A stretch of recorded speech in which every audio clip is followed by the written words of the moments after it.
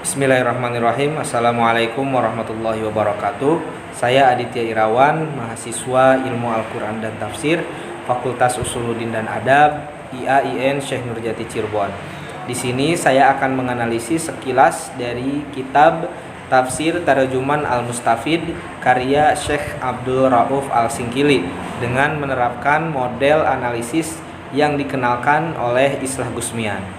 Islah Gusmian dalam menganalisis teknik penulisan kitab tafsir yaitu dengan menampilkan sebuah metodologi guna untuk memudahkan pengkaji tafsir dalam meneliti sebuah karya tafsir, yaitu dengan menganalisis aspek dari penulisan tafsir seperti sistematika penyajian tafsir, bentuk penyajian tafsir, bentuk penulisan tafsir, sifat mufasir, dan juga keilmuan mufasir.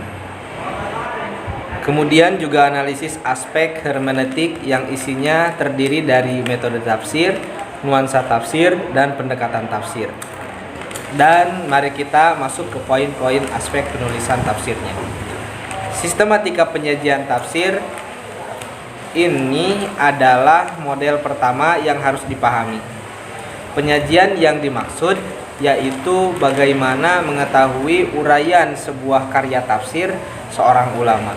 Bentuk penyajian tafsir ini terbagi ke dalam dua, yaitu penyajian tafsir secara runtut dan penyajian tafsir secara tematik.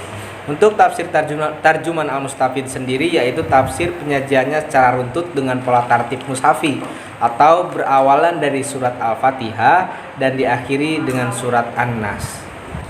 Bentuk penyajian tafsir Al-Quran karya beberapa ulama dapat diketahui penyajian tafsirnya dengan mengidentifikasi beberapa ayat yang diberi terjemah serta tafsiran secara umum dan memberikan asbabun nuzul dari sudut cara penafsirannya. Kitab tafsir Tarjuman Al-Mustafid ini menggunakan metode tahlili atau analisis karena menjelaskan ayat secara berurutan dan kandungan ayat dari berbagai aspek. Sedangkan secara pemaknaannya yaitu ijmali atau global karena menjelaskan maknanya sesuai dengan arti ayat yang dijelaskan, singkat, padat, dan mudah untuk dimengerti. Kemudian bentuk penulisan tafsir terdiri dari dua, yaitu ilmiah dan non-ilmiah. Adapun kitab tafsir Tarjuman Al-Mustafid yaitu kitab tafsir yang non-ilmiah. Sifat mufasir terdiri dari dua, yaitu individual dan kolektif. Adapun kitab tafsir ini ditulis oleh individu, yaitu oleh Syekh Abdul Rauf Al-Singkili. Keilmuan mufasir, apakah ulama tafsir ini berfokus kepada keilmuan Al-Quran dan tafsir atau tidak? Dalam kitab tafsir ini bukan kitab tafsir yang menekuni keilmuan tersebut, tetapi ke semua bidang. Itu tertuang dalam kitab tafsir ini yang tidak menampilkan suatu corak kitab tafsir. Kendati demikian, mufasir terkenal sebagai ulama sufi pada masanya. Selanjutnya, metode tafsir. Metode tafsir yang dimaksud di sini adalah suatu perangkat dan tata kerja yang digunakan dalam proses penafsiran Al-Quran.